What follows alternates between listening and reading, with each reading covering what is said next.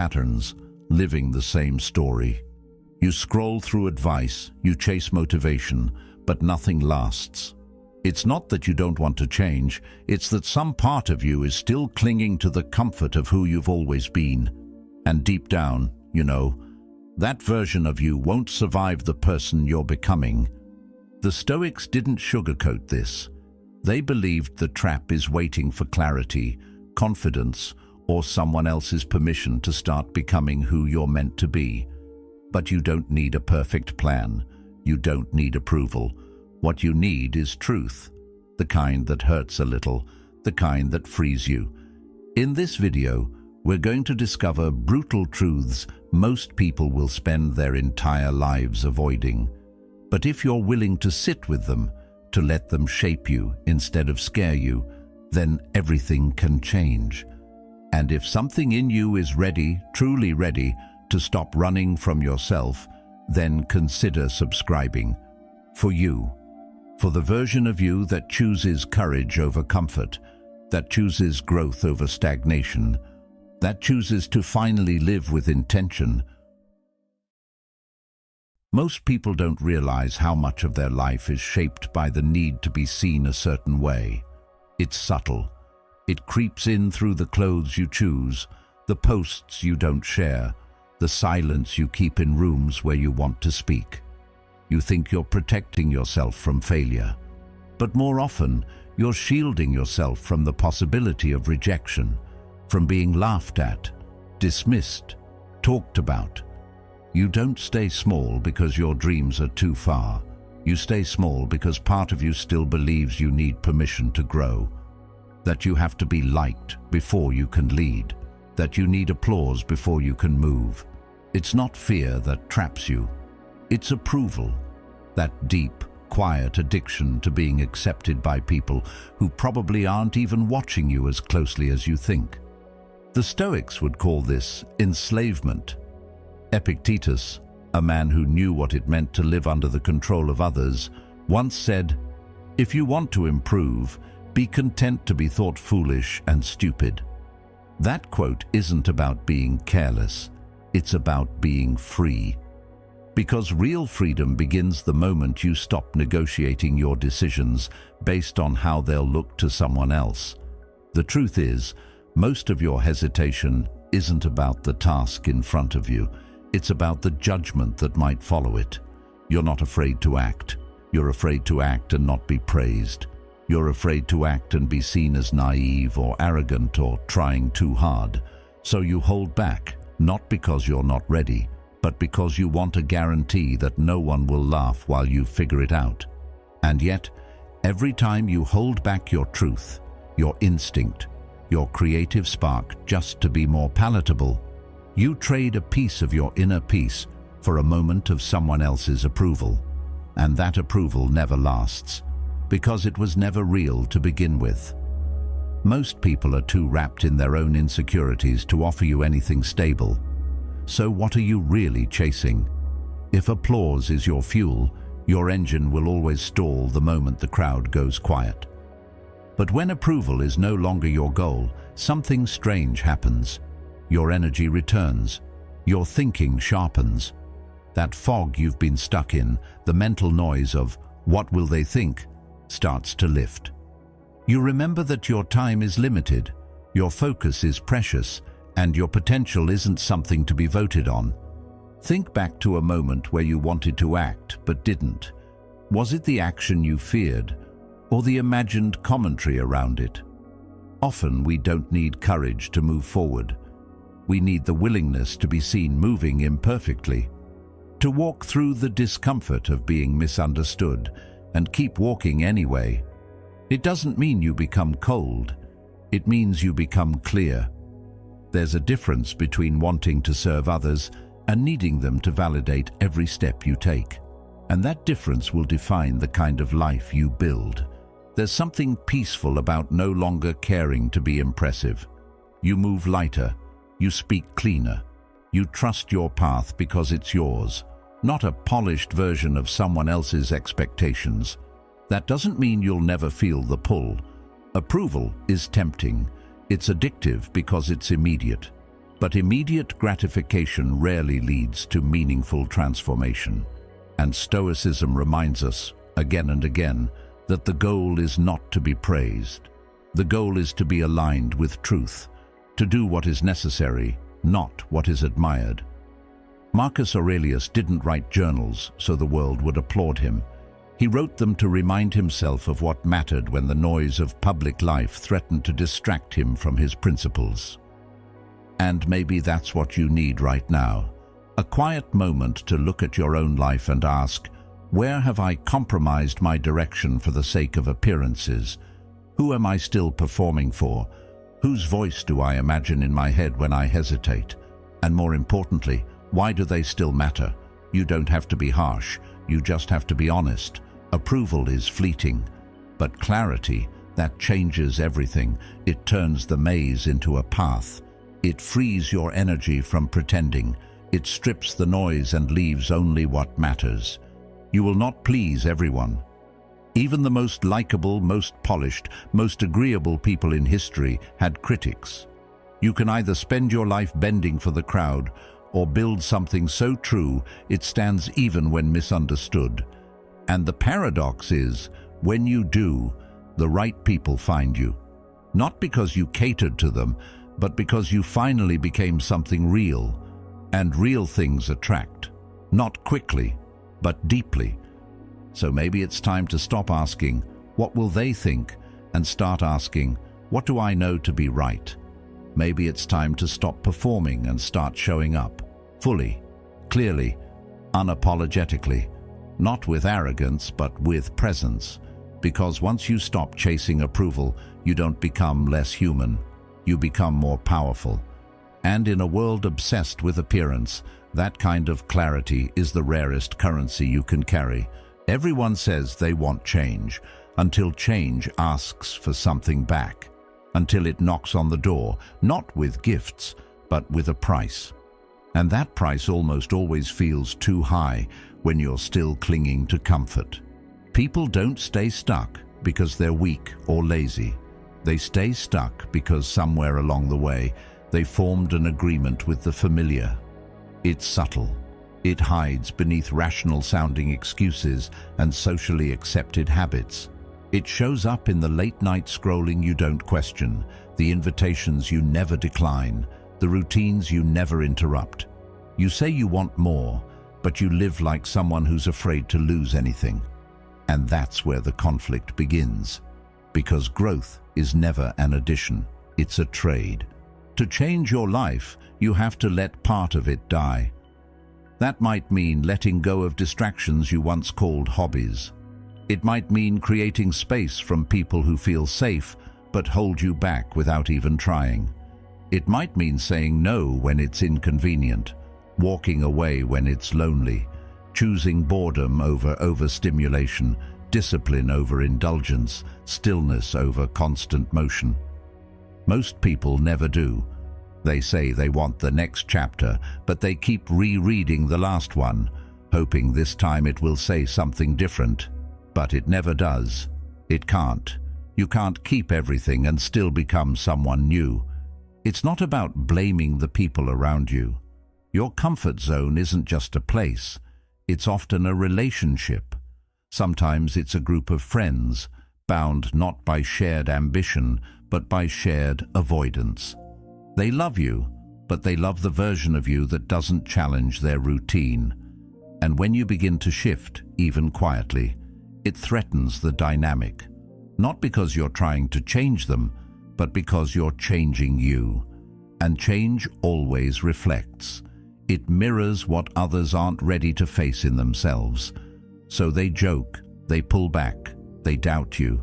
It doesn't make them bad, but it does make them incompatible with where you're going. The hardest part of growth isn't the effort. It's the loneliness, the shedding, the space that opens when you choose discomfort over connection. But that space is where your future gets built. Seneca once wrote, "No man is more unhappy than he who never faces adversity, for he is not permitted to prove himself." That adversity is not just life's chaos. Sometimes It's the moment you say no to Taco Tuesday with your friends, because you know you'll spend the next 2 days recovering mentally and physically. Sometimes it's choosing the gym over the couch, reading over scrolling, silence over noise. These are small things, but they accumulate. You don't change your life in one grand decision. You change it in thousands of invisible choices no one claps for. And the deeper truth is, many people aren't failing. They're succeeding at maintaining their current life. They're just not succeeding at becoming who they say they want to be. Look at where your time goes when no one is watching. Look at where your money goes without planning. Not what you say you value, but what your behavior says you value. Your calendar and your bank account are two brutally honest mirrors. They don't lie. And if what you see doesn't reflect your goals, it's not because you're not trying. It's because you're still trying to hold on to both worlds. But you can't keep walking toward the future while dragging the weight of your past comforts. Something has to be set down. This is why most New Year's resolutions fail. Not because the goals are too big, but because the attachment to the old life is still too strong. People think change is about doing more. Often it's about doing less. Less of what numbs you, less of what distracts you, less of what keeps you inside a routine you've outgrown. But comfort disguises itself as kindness. It feels gentle, forgiving, reasonable, and yet it slowly dulls your edge. It keeps you soft when life demands strength. It makes you tolerant of patterns that steal your momentum, and over time, you forget you even had momentum to begin with. The truth is, growth doesn't always feel good. It's not supposed to. There will be nights when you wonder if the sacrifice is worth it, when the quiet feels empty, not peaceful, when your new habits feel awkward and your old habits feel like home. But if you can sit with that discomfort long enough, if you can resist the urge to run back to what's familiar, something begins to shift. You stop craving comfort and start craving clarity. You stop negotiating with your goals and start building your discipline. You begin to trust yourself, not because life got easier, but because you got sharper. And that's the reward of letting go. It's not always louder, it's often quieter. It's the kind of peace that comes when you know you didn't betray your future just to feel comfortable today. You start to see discomfort not as a punishment, but as a tool, a signal, a reminder that you're on the edge of something real. Growth doesn't show up with a banner. It shows up in the small decisions that no longer feel optional, in the way you respond when no one's looking, in the moments you carry yourself like the person you want to become, even when your surroundings haven't caught up yet. So if you're stuck, maybe the question isn't, how do I move forward? Maybe it's, what am I still protecting? Is it the comfort of a habit, the ease of a friendship, the familiarity of who you've always been? Ask yourself, honestly, what are you still unwilling to lose? Because whatever that is, it may be the very thing keeping you from everything else. Change isn't clean, it's not linear, it's rarely immediate, but it is honest. It asks you for everything you're still clinging to, and it won't let you grow until you release it. That's not punishment. That's the process. And once you understand that, you stop fearing the discomfort. You start using it. You stop hoping for things to get easier. You start getting stronger.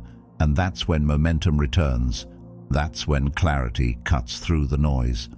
Not when life gives you permission, but when you finally give it to yourself. There's a story most people quietly live by. They tell themselves they'll start when it makes sense, when things calm down, when they feel more confident, more prepared, more qualified. But the truth is, that moment never really arrives. The people who wait to feel ready usually spend their whole life in a holding pattern, circling a destination they never land, because readiness is the trick the mind plays to keep you safe.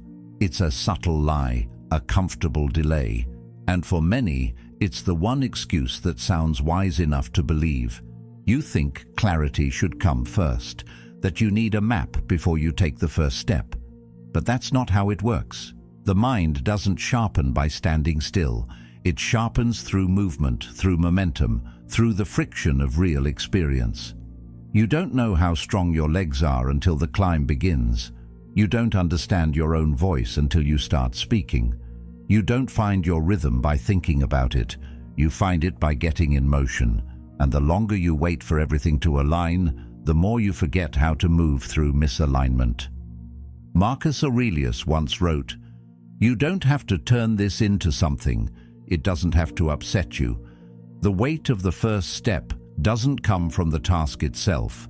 It comes from the overthinking layered on top. All the imagined scenarios, all the what-ifs, all the quiet predictions of failure. But what if it's not as complicated as you're making it? What if the thing holding you back isn't your lack of readiness, but your expectation that readiness should feel like certainty? Certainty is rare.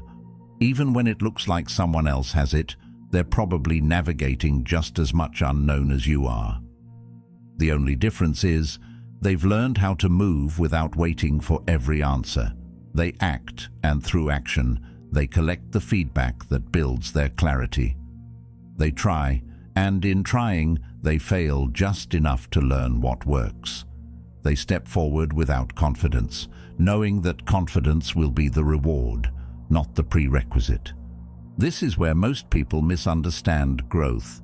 They think the first step should feel inspired, energized, aligned. But the first step often feels awkward, lonely, uneventful. The results aren't immediate. The progress is invisible, and that's where many quit. Not because they're incapable, but because they expected the beginning to feel like the middle. The truth is, you will likely only feel ready the second time you do something, not the first. The first time is when your nerves fight your instincts. The second time is when your instincts start to trust themselves. Confidence, like discipline, is built, not found. It doesn't come from preparation alone. It comes from the small act of proving to yourself, again and again, that you can follow through, that you can move even when you're uncertain, that you can try something and not crumble if it doesn't go perfectly. This is how belief in yourself is formed, not through mental rehearsals, but through real steps, real outcomes, real feedback. And this doesn't mean you have to leap blindly.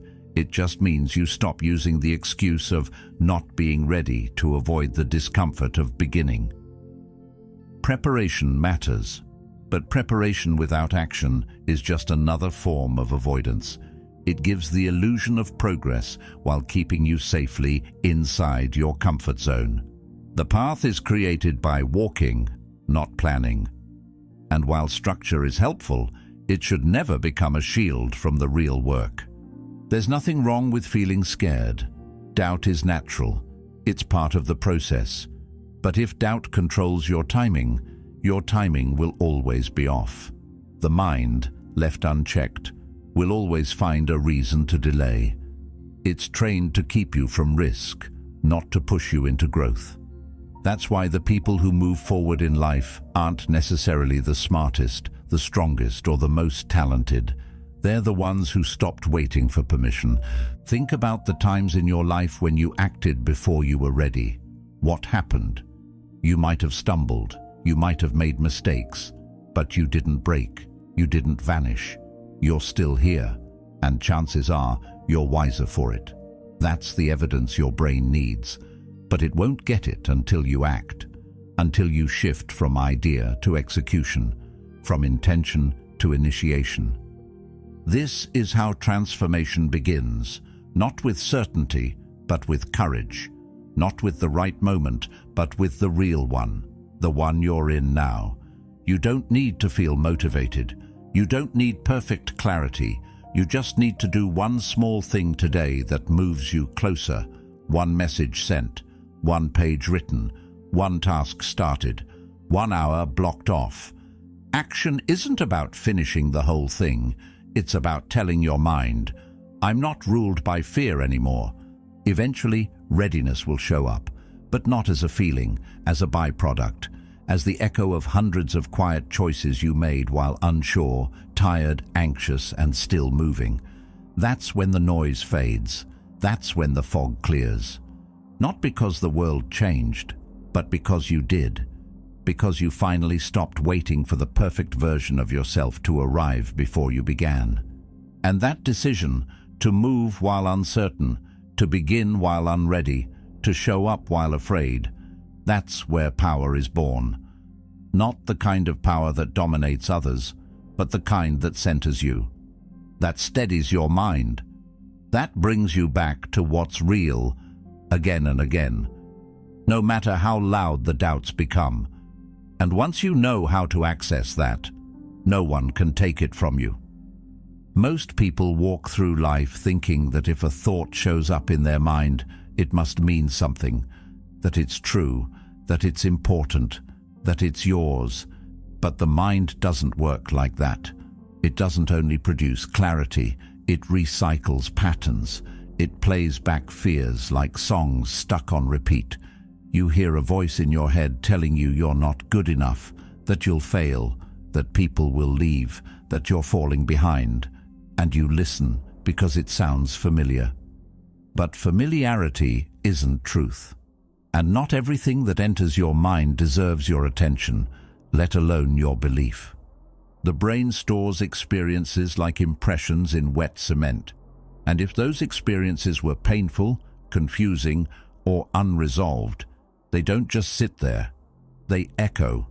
They shape the tone of your thoughts. They inform the questions you ask, the risks you avoid, the way you see yourself.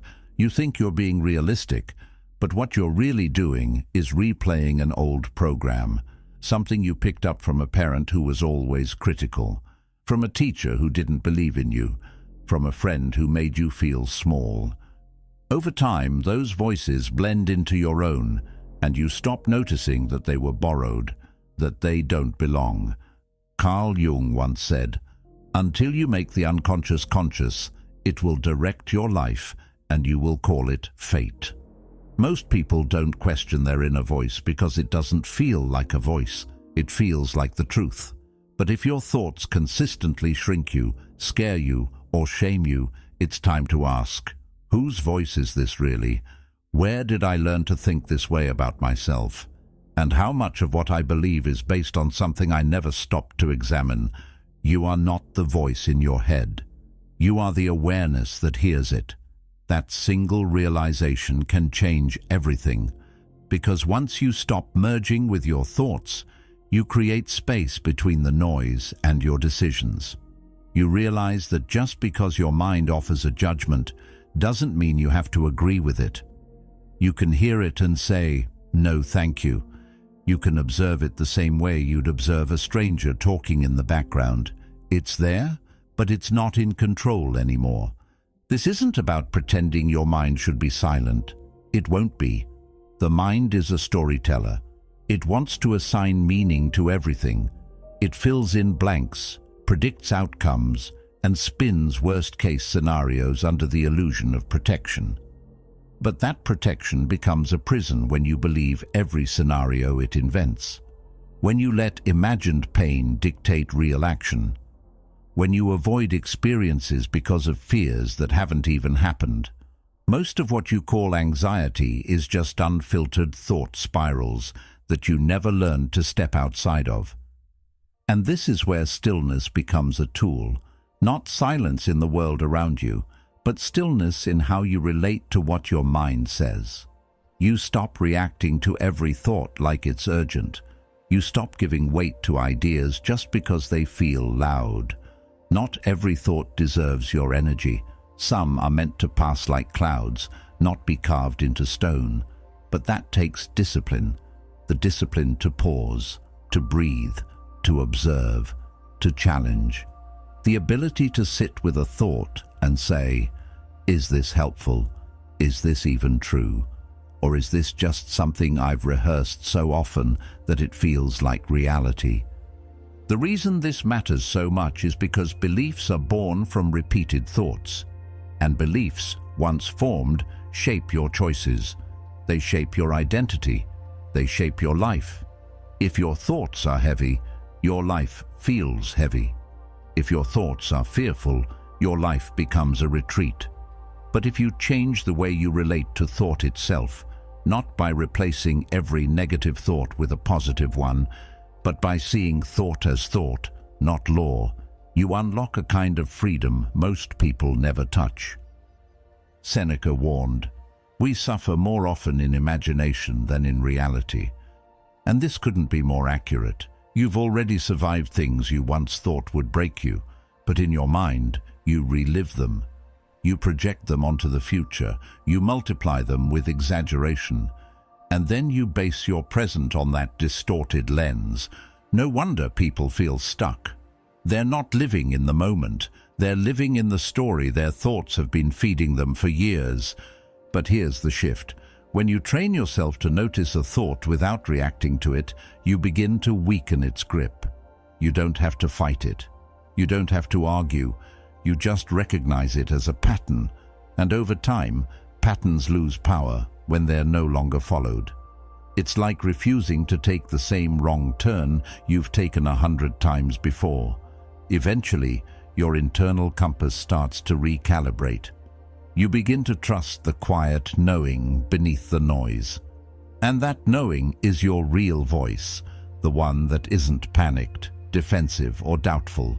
The one that isn't shaped by fear, but by truth. And even then, it's not about reaching a perfect mental state. It's about building a relationship with your mind that's rooted in observation, not obedience. You can have a thought and still take a different action. You can hear self-doubt and still move forward. You can feel fear and still make the call, still show up, still write the message, still take the step. That is strength. Not the absence of inner noise, but the refusal to let that noise run your life. Every time you choose awareness over reaction, you reclaim power. Not in some loud or dramatic way, but in the quiet space where decisions are made. You stop being a passenger in your own mind and start becoming a guide. You start choosing which thoughts you'll feed and which you'll leave alone. And that choice, over time, reshapes your habits, your confidence, your path. You will always have thoughts, but you do not have to live according to all of them. Just because a voice tells you you're behind doesn't mean you are. Just because your mind offers a fear doesn't mean it will happen. The most powerful people aren't those who've silenced their minds. They're the ones who've learned how to hear their mind without mistaking it for the truth. You are not broken because you have intrusive thoughts. You're human. But your strength lies in your ability to step back, observe, and choose something different. That's the path of awareness. That's the beginning of real change. And that's what frees you, not from thought itself, but from being ruled by it. Most people think resistance is a sign to stop, that if something feels uncomfortable or heavy, it must be wrong. They tense up, they push back, they distract themselves. But the truth is, resistance isn't the enemy. It's the invitation. It shows you exactly where the work is, where the fear lives, where the wound hasn't healed. When you avoid a difficult conversation, or keep dodging that sinking feeling in your chest, or scroll past that quiet voice telling you the truth, it doesn't disappear. It grows louder. The more you fight it, the more it follows you. Not because it wants to hurt you, but because it's trying to wake you up. The things we resist the most are often the things that hold the key to our freedom. But we treat discomfort like it's a fire, when really, it's a mirror. It doesn't burn us unless we refuse to look. When you pause and really sit with the thing you've been trying to avoid, something changes. Not because the problem vanishes, but because your relationship to it does. You see it more clearly. And clarity is where movement begins. That tension in your chest, that tightness in your gut, that repeating emotional loop that shows up in different situations but always feels the same. It's not there to punish you, it's a signal. It's the mind's way of pointing at the parts of you that need to be seen, not fixed. Marcus Aurelius wrote, "You have power over your mind, not outside events. Realize this and you will find strength." He didn't avoid the hard things. He didn't pretend life was supposed to be smooth. He faced wars, betrayal, loss, and pressure on a scale most of us can't imagine. And yet, his writings reflect calm, grounded awareness. Because he understood something most people never learn.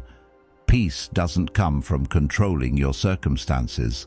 It comes from facing them with stillness instead of resistance. You might think that pushing a thought away is strength, but pushing it down only gives it more power. Ignoring your anxiety doesn't cure it.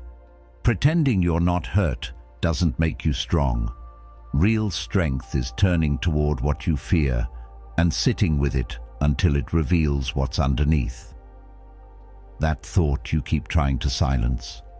Maybe it's asking for your attention, not your obedience, just your presence.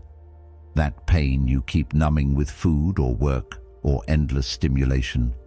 Maybe it's trying to show you where you've gone silent in your own life, where you've abandoned yourself in small ways, day after day. Pain speaks in subtle ways, and most people are too busy running from it to ever hear what it's trying to say. But when you finally stop and listen, when you say, "I'm not going to run this time," you find something surprising. Under the discomfort, there's information, there's clarity, sometimes there's even peace. Because it's not the feeling itself that's the problem. It's the way we tense up around it, the story we build on top of it, the panic that says, "I can't feel this, I can't handle this," but you can. And when you do, you learn that acceptance isn't surrender, it's power. Acceptance doesn't mean you approve of everything. It means you recognize what is, so you can move with intention instead of fear. It's the difference between being caught in a storm and choosing how you walk through it. You still get wet, you still feel the cold, but you're no longer flailing. You're no longer pretending it's sunny. You're present, you're awake, you're in motion. Sometimes the situation isn't even the problem. It's your refusal to feel what it brings up. You might be capable of handling the event, but you don't want to face the emotion it stirs. That's resistance. And every time you choose to numb or deflect, you delay the growth that pain is offering you. But the beautiful thing is, that offer stays open. Life is patient. It will keep presenting you with opportunities to face yourself. It doesn't punish, it reflects. And every challenge, every uncomfortable moment is a mirror showing you who you are and who you could become if you stopped turning away. So instead of asking, "Why is this happening to me?" try asking, "What is this revealing about me?" Not as a way to romanticize struggle, but to meet it consciously. To ask yourself if the resistance you feel is a wall or a mirror you've been too afraid to look into. Because on the other side of that resistance is a version of you that's more grounded, more clear, more alive. Not because the world changed, but because you did. Sometimes the breakthrough isn't in fixing the problem, but in finally seeing it without panic, without judgment, without running. That's the shift. And once you've made it, you carry that stillness into the next moment. You stop fearing discomfort because you know it's temporary. You stop reacting to pain because you know it's meaningful. You start living, not just surviving. And when that becomes your way of being, life opens up. Not by removing obstacles, but by revealing that the obstacles were never the problem. The problem was your fear of feeling them. And once that fear fades, the world feels different. Not easier, just more real. And in that reality, you find power. Not in escape, but in presence. Not in avoidance, but in meeting everything exactly as it is. and responding with the kind of calm that only comes from someone who's stopped running from themselves. Most people think their life is shaped by their actions, the jobs they take, the people they keep, the routines they follow. But if you peel back the layers, if you slow down and really examine the patterns, you'll see that every action, every habit, every repeated emotional response begins with something quieter, something deeper, a belief.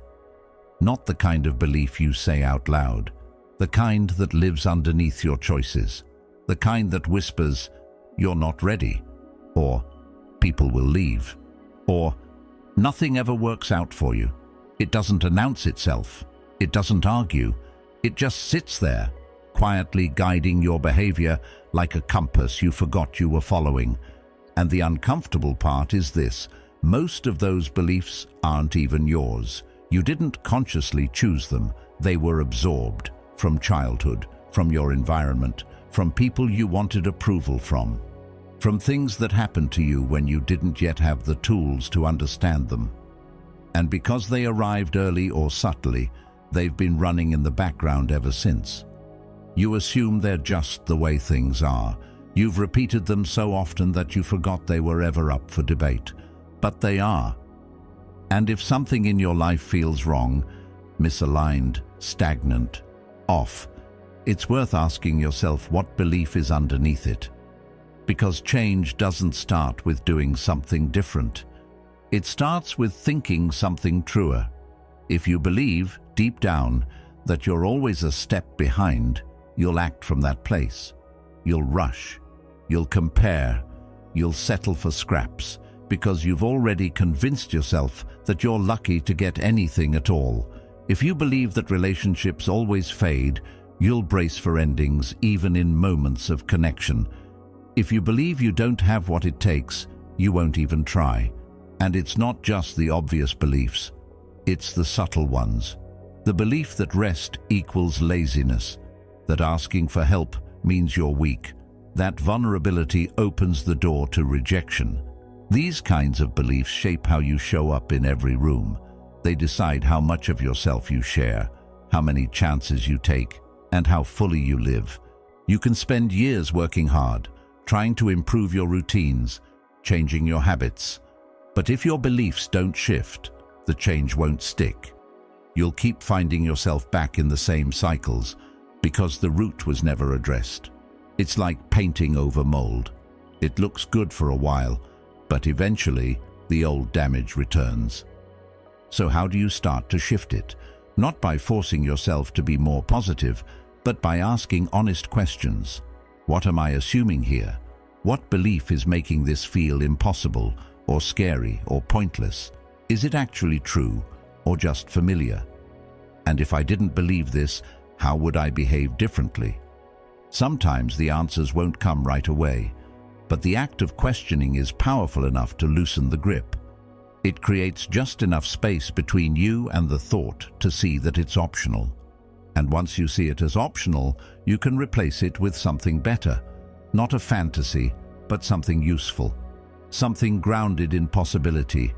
A belief that still challenges you, but doesn't limit you. Instead of, "I'll never be good enough," you try, "I'm not where I want to be yet, but I'm capable of growth." That's not delusion. That's strategy. That's how real transformation begins, with a new framework for reality. Carl Jung believed that we cannot change anything until we accept it. He said, "What you resist not only persists, but will grow in size." And that includes beliefs. If you resist looking at them because it's uncomfortable or unfamiliar, they quietly grow stronger. But when you bring them into the light, when you name them and examine them, they lose their hold.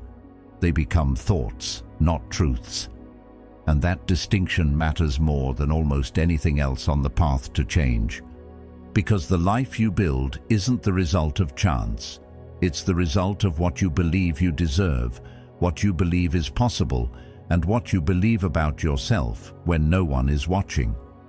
Beliefs are the foundation, and if the foundation is weak or cracked, no matter how beautifully you build on top of it, it won't last. But once you rebuild the foundation, once you install beliefs that support your growth instead of undermining it, everything changes. Your actions align, your boundaries sharpen, your standards rise. Not because you force them to, but because they're following a new internal guide. The hardest part is letting go of the identity you built around the old beliefs. The version of you who was always second-guessing, who found safety in limitation, who made comfort out of doubt. That version served a purpose once. It kept you safe. It helped you cope. But it's not meant to come with you now. And letting go of that identity can feel like loss. But it's actually space. Space to become someone else. Someone who sees clearly. Someone who questions the fear instead of obeying it. Someone who recognizes that what feels familiar isn't always what's right. So if your life feels wrong, look inward before you look outward. Not because everything is your fault, but because everything is your responsibility. What you believe shapes what you allow. What you allow becomes what you live, and what you live becomes your life. You don't need to control everything around you. You just need to own what you believe within you. That's where the power is. That's where the change begins. There's a part of you that wants change, wants peace, wants a life that feels aligned, grounded, and free. But here's the part most people never say out loud. Something has to die for that life to begin, not in a dramatic or catastrophic way, but quietly, slowly, piece by piece. You can't bring your old self into your new life and expect things to feel different. One of them will have to surrender, and it won't be the future that bends to your past. We often try to transform without letting go. We want the clarity, the confidence, the discipline, without sacrificing the patterns that created the chaos. But success is a filter. It doesn't come with you. It calls you forward, but it won't wait while you negotiate with your excuses. If you want to reach it, you have to shed habits that no longer serve, mindsets that no longer apply, people you no longer align with, and most importantly, the version of yourself who's still driven by fear, doubt, and survival. This isn't about pretending to be someone you're not. It's the opposite. It's about peeling back the layers that have built up over the years, the fear-based responses, the need for control, the impulse to be liked, the addiction to comfort. They all form a version of you that may have protected you once, but now it's holding you back. And every time you try to step into something new while carrying that weight, the gap grows wider. You want peace, but still chase noise. You want freedom, but still obey your fears. You want truth, but still perform. Carl Jung once said, "The privilege of a lifetime is to become who you truly are, not to become better, not to become more liked, but to become real. The kind of real that doesn't need to over-explain, doesn't need to be perfect, and doesn't beg for validation." But you don't get there without loss.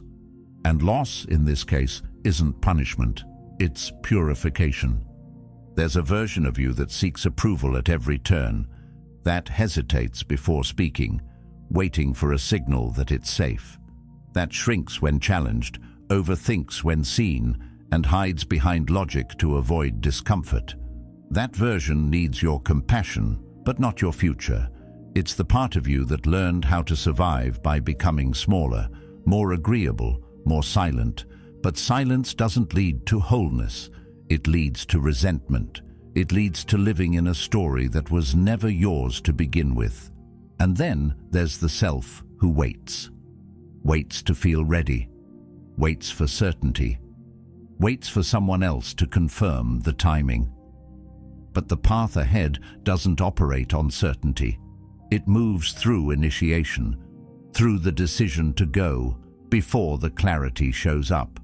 That self, the one who hesitates out of habit, must be laid down gently, not out of shame, but because it no longer fits, like a coat you wore when the world felt colder than it does now. Every old layer you shed clears the way for what's real. And what's real is never loud. It doesn't scream over your thoughts. It doesn't demand to be seen. It reveals itself in stillness, in discipline, in presence. The life you're after isn't going to chase you. It's going to challenge you. It's going to ask again and again, are you willing to give up the version of you that keeps this life out of reach? And the truth is, most people aren't.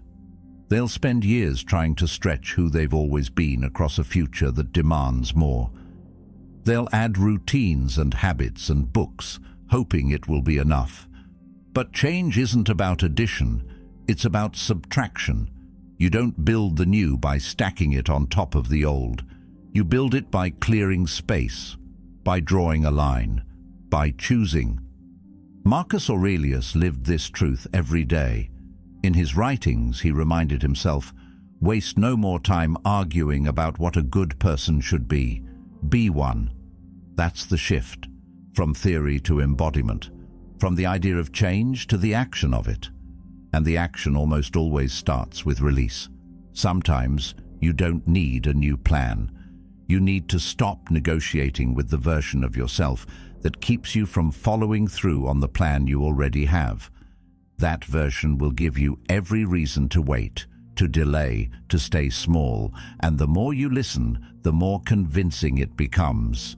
But the day you stop listening is the day things begin to move. You may not feel it at first, but the world starts to shift the moment you do. You don't need to know exactly who you're becoming. You just need to be honest about who you're no longer willing to be. That's the moment transformation begins. When you stop pretending the old patterns still serve you, when you stop defending the thoughts that exhaust you, when you stop repeating the stories that shrink you, and what's left? You, not the polished version, not the approved version, the true one, the one beneath the fear, the habits, the masks, the one that's been waiting, not for perfection, but for permission. And the only person who can give that permission is you.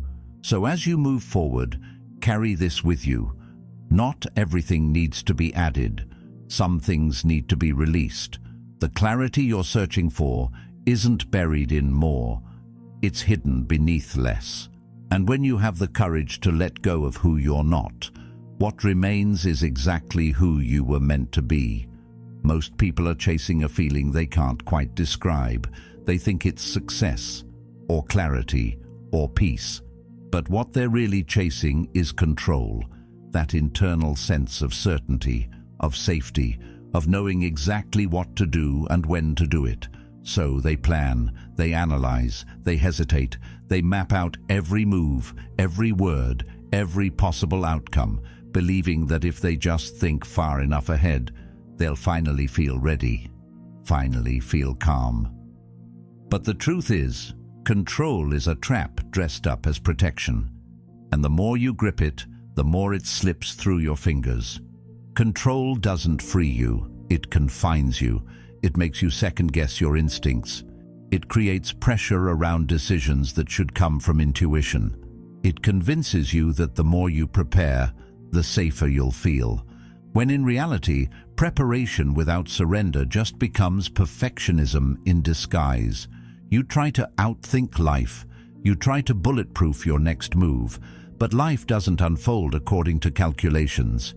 It responds to alignment. It listens to action, not overthinking. And the moment you let go of needing certainty before you move, that's when movement actually begins. Surrender isn't a collapse. It's not giving up. It's giving over to what is real, to what is present, to the fact that no matter how much you plan, you don't control timing, you don't control people, you don't control outcomes. You only control the intention behind your actions and your ability to stay grounded when things don't go as expected. Stoicism calls this the deepest form of strength, not the power to dominate, but the power to remain calm, clear, and consistent when the world doesn't cooperate with your preferences. Seneca once said, "The greatest power is often simple patience." And patience isn't passive. It's the ability to sit with uncertainty without panicking, to act when it's time and wait when it's not. That's what surrender looks like. It's measured, intentional, and rooted in self-trust, not the kind of trust that says, "I'll be fine because everything will work out," but the kind that says, "I'll be fine even if it doesn't." When you stop trying to force life into the shape you imagined, you make space for what's actually meant for you. And this doesn't mean you stop caring. It means you start choosing. You choose presence over perfection. You choose clarity over control. You choose to let go of the version of yourself that thought more thinking would solve everything. Because most of what you call problems are just discomforts you haven't learned to sit with. And the moment you stop trying to fix every uncomfortable emotion and instead start observing it, you unlock a kind of freedom no one can hand you. Carl Jung once said, "I am not what happened to me. I am what I choose to become." But you can't become anything if you keep clinging to everything. The fear, the story, the timeline, the illusion that things must unfold a certain way for you to be okay. Those are weights, and you weren't built to carry them forever. At some point, you have to drop the need to know what happens next. You have to move, not because it's guaranteed to succeed, but because standing still is no longer aligned with who you're becoming. Freedom isn't found in the absence of discomfort. It's found in your ability to breathe through it. Power doesn't come from controlling every variable. It comes from knowing that even when the variables shift, your core remains steady. Confidence isn't something you find in a book or in the next strategy video. It's what emerges when you realize you've survived without knowing the outcome 100 times before. And you'll survive this time too. You keep thinking your breakthrough is just one more insight away, one more perfect plan, one more moment of motivation, but it's not. It's in your ability to stop reaching outward for something to save you and start turning inward for the strength to release what no longer serves you. That's surrender. And that's where everything begins. Because the truth is, what you want, the calm, the strength, the focus, the results, it's already within reach. But it's buried under the illusion that you need to control the journey before you begin walking. And the longer you wait for that illusion to feel real, the longer you postpone the life that's already calling your name. Not the perfect life, the real one. The one that meets you exactly where you are, with exactly what you have, asking only one thing from you. Will you show up anyway? You don't need to control the entire road ahead. You just need to take the next right step. Not the perfect step, just the honest one, the aligned one, the one that feels small but keeps pulling at your gut. That's how momentum builds. That's how clarity returns. Not by gripping tighter, but by letting go. You've tried control. You've tried hesitation. You've tried mapping out every detail. What if, just once, you tried surrender? What if you stopped asking for a guarantee and started trusting your ability to adapt, to respond, to grow as you go? Not from a place of recklessness, but from a place of strength. A quiet knowing that whatever happens, you'll handle it. You always have. So if this video found you now, in this moment, maybe it's because something in you is ready, not ready in the way your old self defines it, planned, polished, perfect, but ready in the way that matters most, aware, willing, alive, ready to let go, ready to surrender, ready to stop controlling and start becoming, because everything you want, the peace, the power, the presence, it's not waiting at the end of the path. It's waiting on the other side of the grip you refuse to loosen. And the second you do, you'll feel it. Not because the world suddenly changed, but because you finally did. The moment you stop chasing control and start trusting who you're becoming, everything begins to shift. Not all at once, but deeply, quietly, and permanently. Let this be the moment you stop waiting and start becoming. If this spoke to something in you, there's more waiting. Watch the next video on your screen and keep walking the path. Thank you for being here. Thank you for being a part of Stoic Journal.